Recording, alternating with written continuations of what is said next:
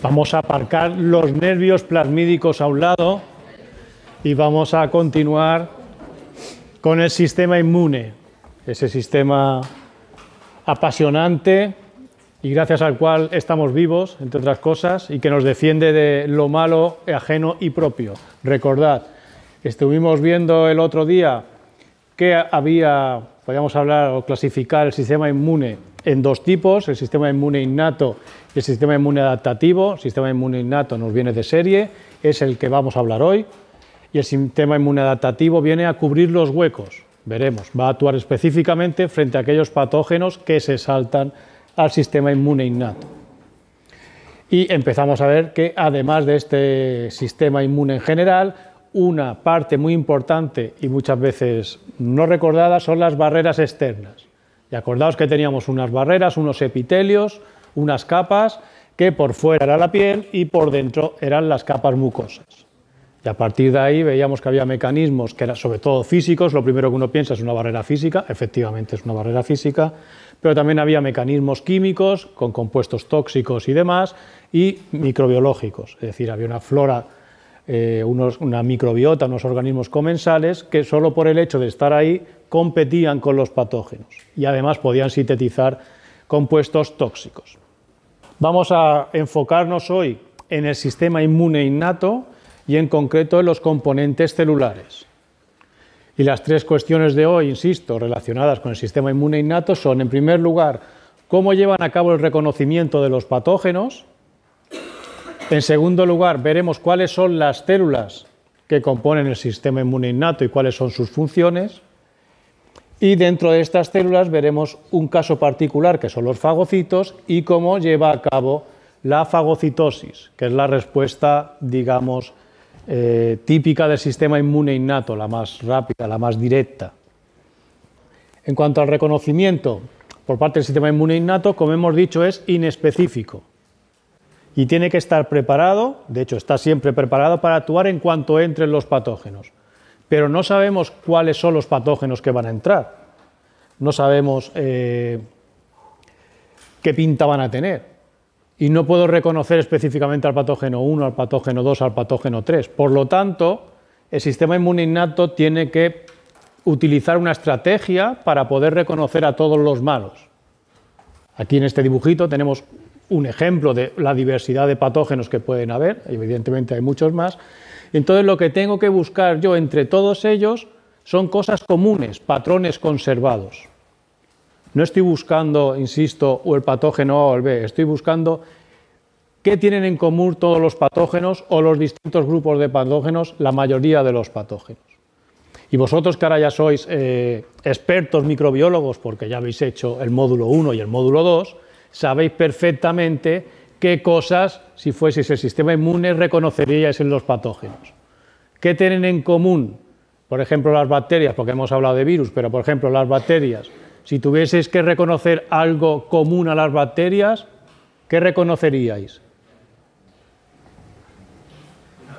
¿Qué te vas a encontrar cuando te encuentres con una bacteria? Una pared, unas envolturas, ¿no? Lo que hayan en las envolturas, todo eso que hemos visto. Evidentemente hemos visto que hay grupos distintos, pero bueno, podré reconocer cosas de un grupo y cosas de otro, pero estoy buscando, insisto, patrones, no estoy buscando un antígeno específico, muy propio, estoy buscando un código de barras, algo que me diga que esto es malo. Estos patrones se reconocen como patrones moleculares asociados a patógenos, PAMs en inglés. Patrones moleculares asociados a patógenos.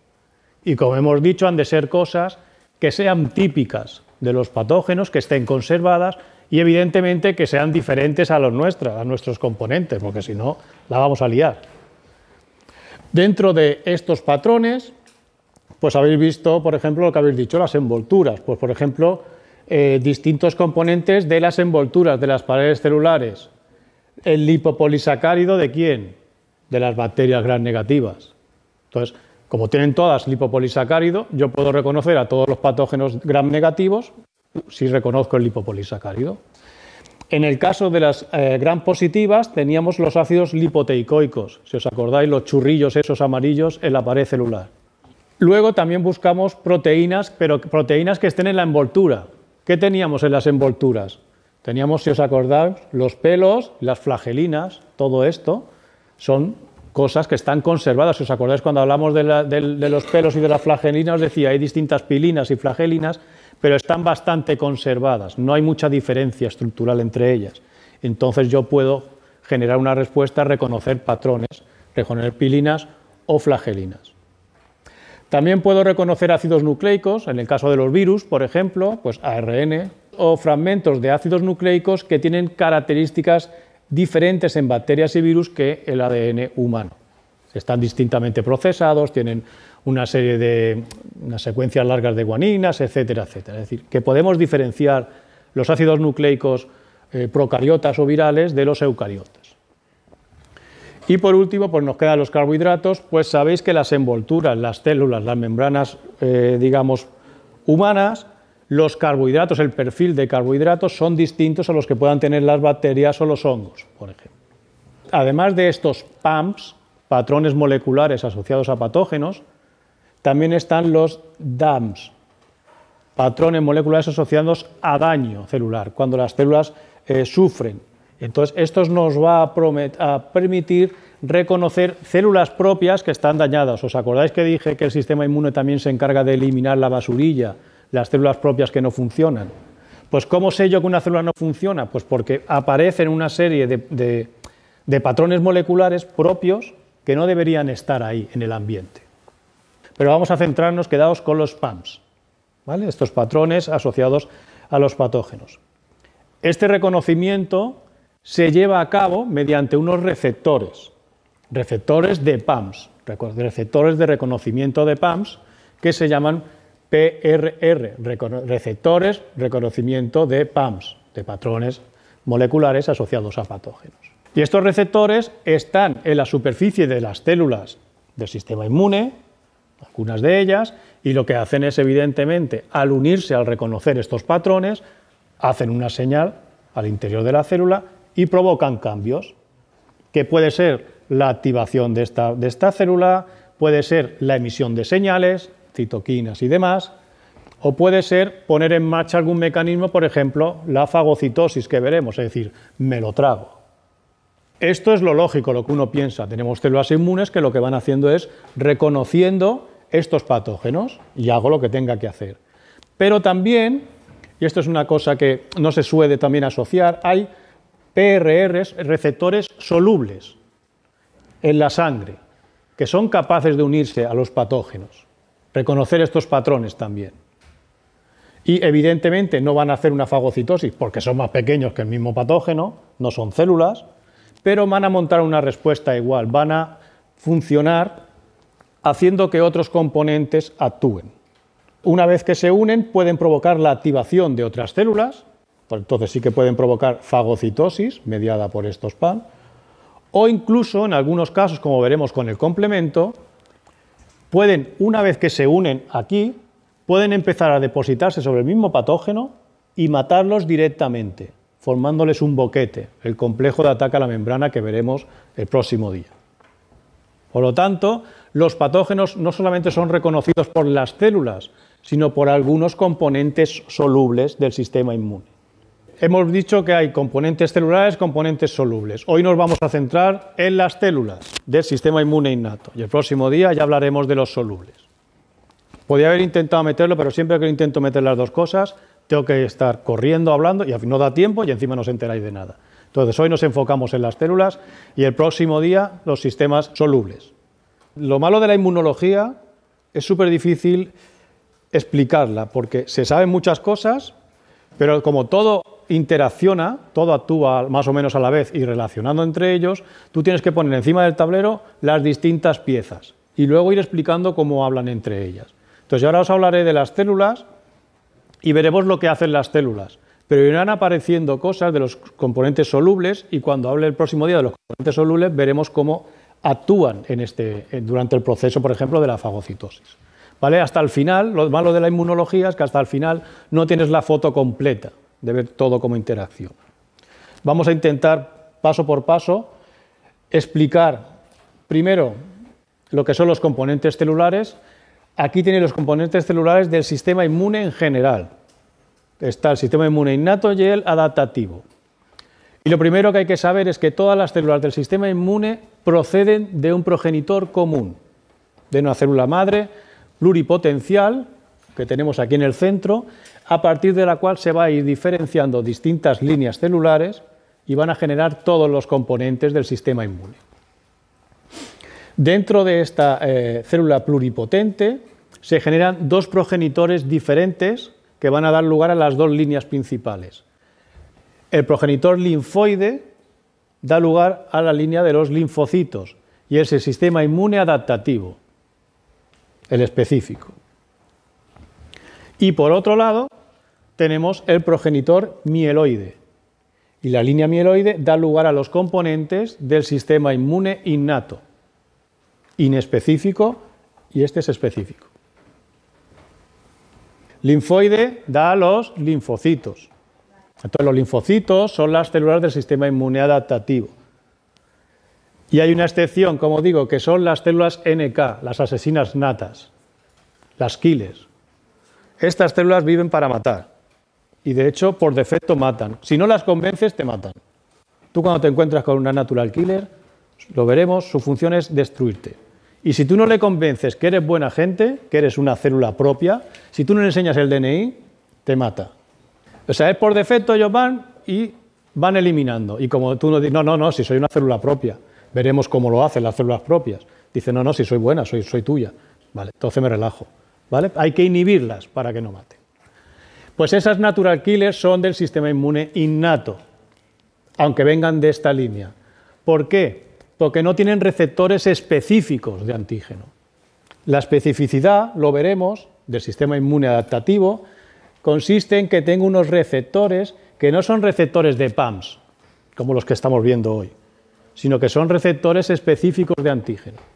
Las células NK no tienen estos receptores y por lo tanto vienen a jugar con los innatos.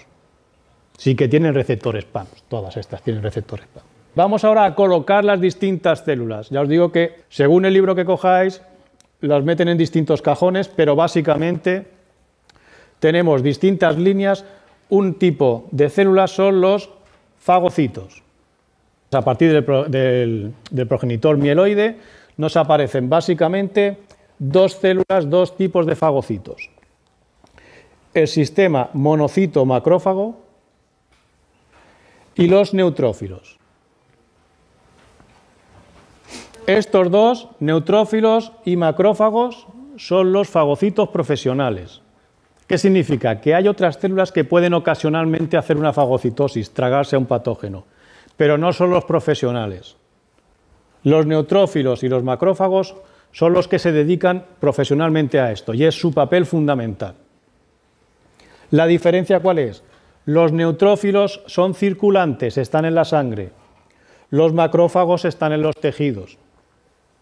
Veremos que a partir del progenitor se sintetizan los monocitos, que son las formas circulantes, que están en la sangre, y cuando llegan a los tejidos se diferencian en macrófagos, ahora lo veremos. ¿Vale? Estos son los fagocitos profesionales. Luego hay unas células que llamamos presentadoras de antígenos, y estas células lo que hacen van a ser enseñar fragmentos antígenos del patógeno al sistema inmune adaptativo. Le van a decir, señores, aquí hay esto, pónganse las pilas. Estas dos le van a enseñar a estas el antígeno. Y esta es la conexión, una de las conexiones entre el sistema inmune innato y el adaptativo. Una de estas células presentadoras de antígenos son las células dendríticas. ¿Dónde estaban las células dendríticas?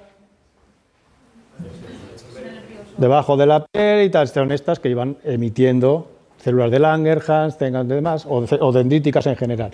Son así, se llaman dendríticas porque tienen esta pinta de dendrita, pero no son neuronas ni tienen nada que ver, ¿vale? Simplemente porque al microscopio se ven estos alargamientos y eso es precisamente para captar estos antígenos y presentárselo a estos señores de aquí. Los macrófagos, además de fagocitar, estos trozos que internalizan los enseñan en su superficie y también son presentadoras de antígeno profesionales. O sea, los macrófagos son superprofesionales, son fagocitos profesionales y células presentadoras profesionales. Los eosinófilos nos los han puesto aquí, pero de fagocitos nada de nada. Los vamos a meter aquí arriba. Lo metemos dentro de granulocitos. Granulocitos es que tienen en su interior gránulos. Y entonces aquí, según este esquema, parece que los granulocitos son los basófilos y los granulocitos. En otro libro a veces los granulocitos son estos tres. Los basófilos, los eosinófilos y los neutrófilos. Es igual. Lo importante, aquí tenemos los fagocitos por un lado, células presentadoras de antígeno, y aquí otros que hacen otras cosas. ¿De qué dependen el nombre eosinófilo, basófilo? Esto lo habéis visto, supongo. ¿No? Suena, ¿no? Porque según lo que tengas dentro del gránulo, te tiñes con colorantes básicos o ácidos como la eosina. Por eso se llaman así. Y el neutrófilo, pues se tiñe con colorantes neutros. Y ya está. ¿Qué más tenemos? Los basófilos y los mastocitos.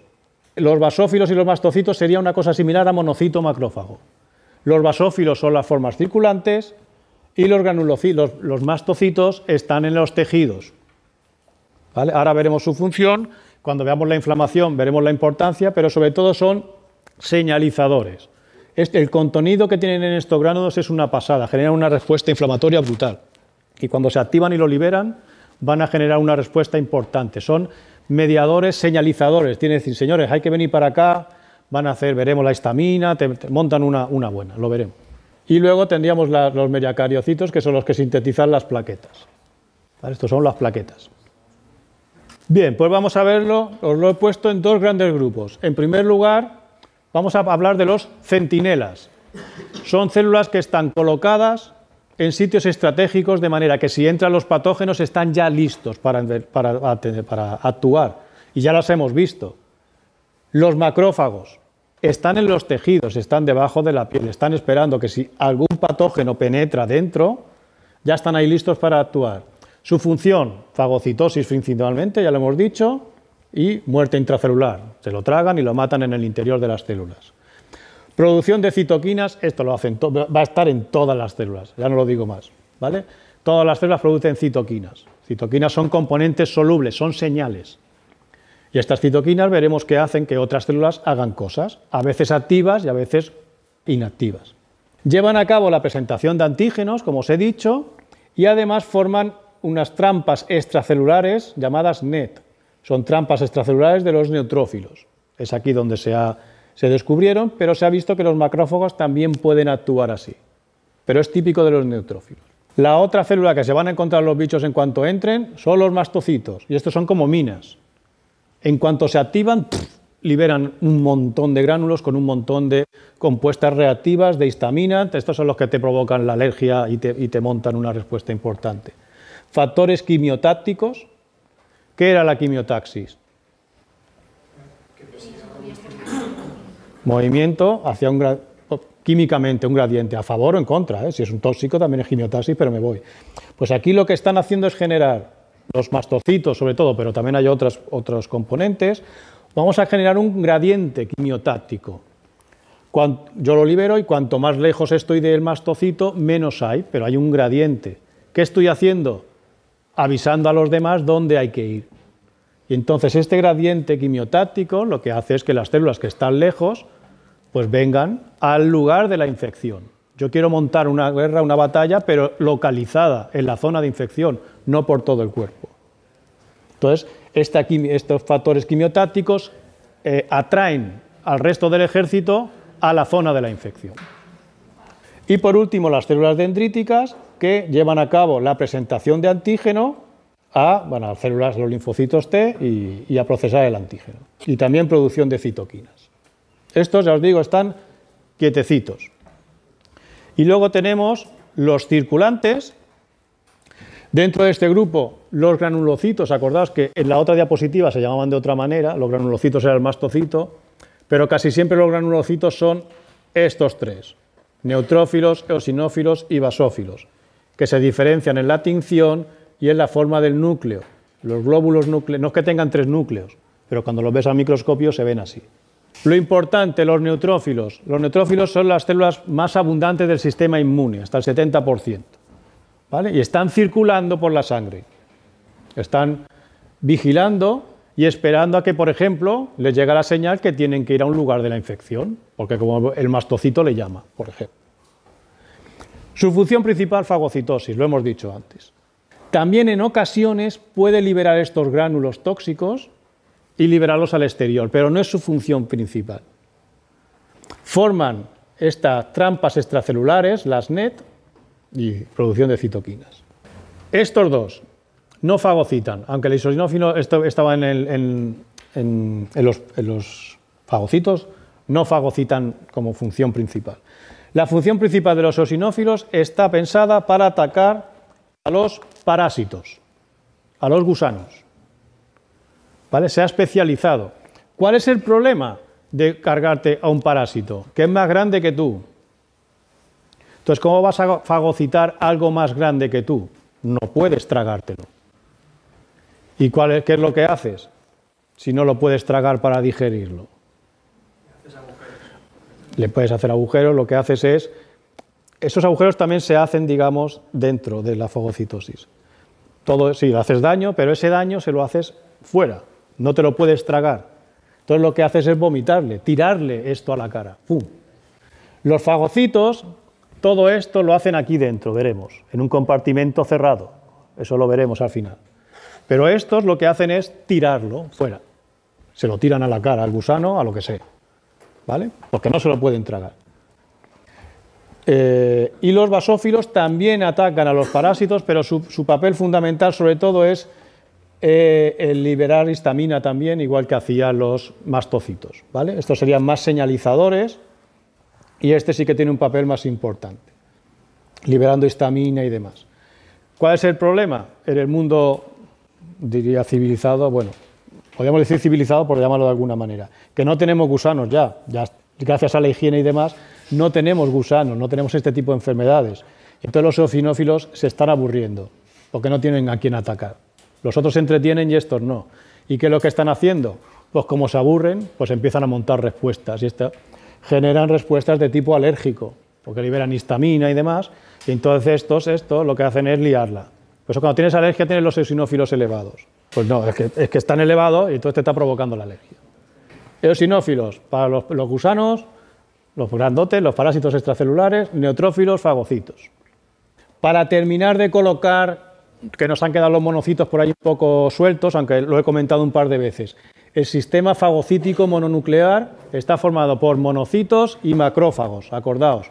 Los monocitos son circulantes, están en la sangre. Y luego, cuando llegan a los distintos tejidos, se extravasan, salen al tejido y se especializan, se diferencian. Y entonces pueden adquirir distintas formas y cuando se van descubriendo, pues se le dieron distintos nombres. Y entonces veremos, por ejemplo, que los macrófagos en el hígado se llaman células de Kupffer. En el cerebro son las células de la microglía. Yo qué sé, en el bazo son macrófagos. En los alveolos pulmonales son macrófagos alveolares. Y así tenéis las células A en el líquido sinovial, etcétera, etcétera. ¿Vale? ¿Por qué? Porque se fueron descubriendo por separado, tenían pinta distinta, le pusieron nombres y luego a posteriori se vio que formaban este sistema, el sistema fagocítico mononuclear. Insisto, monocitos circulantes, macrófagos residentes. Pues vamos a ver ahora ya, tanto hablar de la fagocitosis, vamos a ver esta fagocitosis en qué consiste. Como su nombre indica, la fagocitosis va a ser tragarse una célula, o tragarse, que una célula se trague algo, un patógeno. Eso es fagocitosis. ¿Quiénes son los patógenos profesionales? ¿Quiénes son qué he dicho? Los patógenos profesionales. Los fagocitos profesionales. ¿Quiénes son? Lo he dicho 20 veces. Macrófagos y neutrófilos. De nuevo, esto es otra vez el sistema monocítico, lo que hemos visto antes con otra pinta, para representar a los macrófagos. Cuando veis una M y una letra Phi, eso significa macrófago, una nomenclatura aceptada internacionalmente. Aquí tenéis lo mismo que hemos visto antes. Y aquí tenéis un neutrófilo, donde se ven los distintos gránulos y donde nos indican qué es lo que hay en estos gránulos. Básicamente, ¿qué tenemos en estos gránulos? Pues el arsenal necesario para cargarnos a los malos, para cargarnos a los patógenos. Y básicamente hay dos tipos, dos estrategias. Una estrategia oxidante, con agentes reactivos de oxígeno y algunos de nitrógeno, es decir, oxidarlos, y el resto de estrategias, que lo que van a hacer es alterar al patógeno la estructura, degradarlo, etcétera, etcétera. Ejemplos. Lisocima. Evidentemente, si me quiero cargar a un patógeno bacteriano, la lisocima la necesito, ya lo hemos hablado antes. Me cargo la pared celular y altero su resistencia a la presión de turgencia. La mieloperoxidasa, esto lo que va a hacer es, como su nombre indica, ya suena oxidasa y demás, va a generar compuestos reactivos de oxígeno. La elastasa va a actuar a nivel de la elastina y demás.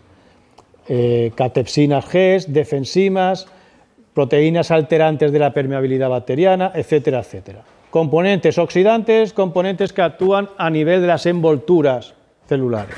Y aquí tenemos más, lisocima, citocromos, lactoferrina, vitamina B12 y demás.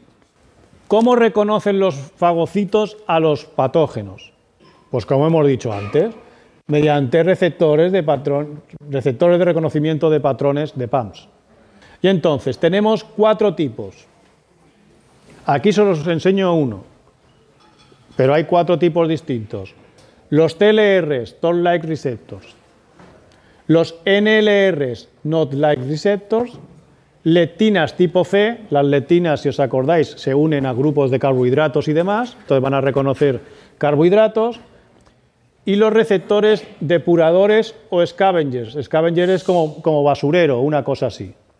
¿Por qué? Recordad que los fagocitos también se encargan de eliminar la porquería, eran los basureros. Entonces tienen receptores para reconocer estos fragmentos de células o saber que hay fragmentos que hay que ir eliminando, básicamente. Me centro en los TLR, por poner un ejemplo, son los que más se hablan, pero insisto que los otros también juegan un papel importante. Fijaos que hay hasta TLR11, hay distintos, y cada uno de ellos reconocen distintos PAMs. Hay algunos comunes, por ejemplo, el TLR1, el 2 y el 6 reconocen lipoproteínas bacterianas. El TLR4 se ha visto que es específico para el lipopolisacárido, es el responsable de reconocer al lipopolisacárido. El TLR5 reconoce la flagelina. Y luego aquí tenéis el TLR10, no se sabe a dónde se une, el TLR11 se une a la profilina del toxoplasma, etcétera, etcétera. Pero fijaos una cosa, porque uno cuando piensa en receptores que están en la membrana de la célula, obviamente. Sin embargo, hay TLRs que están dentro de la célula. ¿Por qué? ¿De qué me sirve aquí un TLR? Un receptor de un patógeno dentro de la célula. No, antes. Esto es para reconocer. Claro, los patógenos intracelulares estarán dentro, ¿no? Un virus o una... Entonces, esto está preparado y fijaos que sobre todo la mayoría de ellos reconocen partículas víricas, a nucleótidos específicos de los virus, ARN, etcétera, etcétera. Es decir, tengo TLRs en endosomas citoplasmáticos para reconocer patógenos intracelulares. Independientemente del TLR, al final el mecanismo es similar. Cuando yo me uno, genero unas señales, una cascada de señalización y síntesis de una serie de genes que evidentemente van a provocar la respuesta que tenga que hacer. Una fagocitosis, una liberación de citoquinas, activarme, etcétera, etcétera. Entonces aquí tenéis, si funciona, porque me pirulan las bacterias, un vídeo donde se ve bastante, no sé si lo veis, pero aquí se ve el fagocito, cómo se va tragando a la bacteria. Aquí se ve un poquito más grande. Aquí habla de los macrófagos, pero también serían los neutrófilos, los dos fagocitos. Entonces, básicamente lo que hacen es unirse, veremos, e internalizarlos. Y una vez que lo están internalizados, bueno, aquí vemos un vídeo con una bacteria y cómo lo va uniendo. Básicamente lo que nos dice es que los patógenos liberan sustancias, nada, estos son PAMs, ¿vale? Lo que lo está haciendo muy cinematográfico para vender. Pero lo que hace el macrófago es reconocer estos PAMs con ¿qué? ¿Qué es esto? ¿Qué son estos receptores? Los receptores de los PAMs. Eso puede ser perfectamente un TLR3. Y una vez que lo reconozco, lo meto para adentro y lo que voy a hacer, ahora lo veremos, es internalizar al patógeno dentro de un compartimento, meterle dentro los gránulos que tienen los compuestos tóxicos y cargármelo. Y una vez que me lo he cargado, pues lo hago trocitos y aprovecho esos trocitos o los libero directamente para que vengan los basureros y se los coman.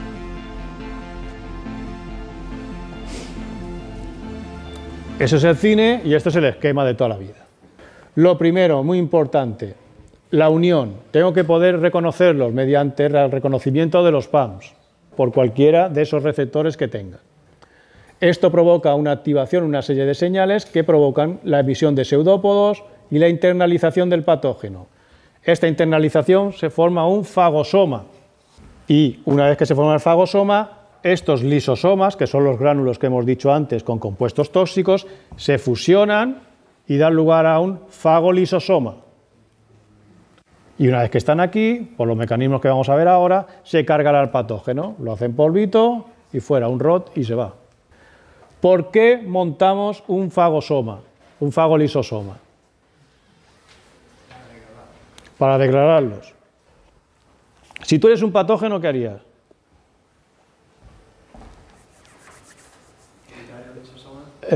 Evitar que se fusionen, ¿no? Entonces, hay patógenos intracelulares lo que hacen es, una de dos, o evitan que esta fusión, o cuando están aquí, se escapan y se quedan aquí dentro. Porque no te van a tirar los lisosomas, porque esto es como el estómago. Nosotros no hacemos la digestión en un sitio bien cerradito, porque eso tan ácido, cuando sale, bien que nos quemamos. Cuando tenemos ardores y demás, anda que no lo notamos. Pues imaginaos lo mismo aquí. Si yo suelto el lisosoma y se lo tiro a la cara aquí dentro, me voy a cargar también a la misma célula. Lo tengo que hacer en un compartimento cerrado. Entonces, si este tío tiene que sobrevivir aquí dentro, lo que va a hacer es escaparse. ¿Vale? Veremos en mecanismos de patogenicidad que una manera de hacerlo es escaparse del fagolisosoma o evitar la fusión de los lisosomas. Entonces sí, estoy aquí dentro de chill, porque no me hacen nada. Además de este reconocimiento por PAMs, que es digamos, el mecanismo basal o normal, estándar, hay una mejora del reconocimiento de los patógenos mediante un proceso que se llama opsonización. La opsonización consiste en que se deposita alguna sustancia sobre el patógeno que facilita su reconocimiento. Y normalmente hablamos de opsoninas, estas moléculas que se ponen por encima, que las marcan como una bandera, y los dos más conocidos son o C3b, que es del complemento, o los anticuerpos, las inmunoglobulinas, como las IgGs, por ejemplo. Entonces, esto se deposita encima del patógeno y los fagocitos tienen receptores no de PAMs, sino de C3b o de las inmunoglobulinas. Y este reconocimiento, esta unión es más potente, es más eficaz y genera una respuesta más eficaz. Y ya para terminar, os enseño aquí básicamente los mecanismos oxidantes y no oxidantes. Aquí lo que vemos es que cuando el pseudópodo se une al patógeno, al PAM, por lo que sea, se produce una activación y, entre otras cosas, lo que provoca es un transporte de electrones y la generación de distintos compuestos oxidantes, del oxígeno y de nitrógeno, como el ácido nítrico. ¿Vale? Todo lo que tenéis en amarillo son compuestos oxidantes que van a oxidar, se van a cargar a la célula, van a alterar las proteínas de superficie, básicamente. Y también pueden alterar el ADN. El superóxido, peróxido de hidrógeno, agua oxigenada, y luego aquí las cloraminas y el hipoclorito, por acción de la mieloperoxidasa que estaba dentro de estos gránulos, la hemos visto antes. Esta es la mieloperoxidasa. Aquí es la superóxido dismutasa, etcétera, etcétera. Hipoclorito. ¿Dónde está el hipoclorito? ¿Qué es el hipoclorito? ¿Sabéis lo que es el hipoclorito? ¿No? La lejía. La lejía es hipoclorito. El cloro que le echan a las piscinas es hipoclorito. ¿Por qué? Para cargarse a las bacterias, a los bichos. Son compuestos muy oxidantes, cloraminas. Y luego mecanismos independientes a nivel de la membrana microbiana, es decir, que le hacen boquetes, como decíamos, alteramos la permeabilidad. Nos cargamos la pared celular, el lisocima. Lactoferrina, recordaos, le secuestro el hierro, que es importante, porque si no, no pueden crecer. Y luego enzimas hidrolíticos que una vez que está muerto o troceado se encargan de hacer más cachitos a la bacteria o al patógeno que sea. Y lo liberamos. Y por último, vamos a hablar de las NET, trampas extracelulares del neutrófilo. Eso es un neutrófilo que está ahí circulando tranquilamente y se va a encontrar con el patógeno. Se lo va a tragar, lo va a capturar y lo va a internalizar.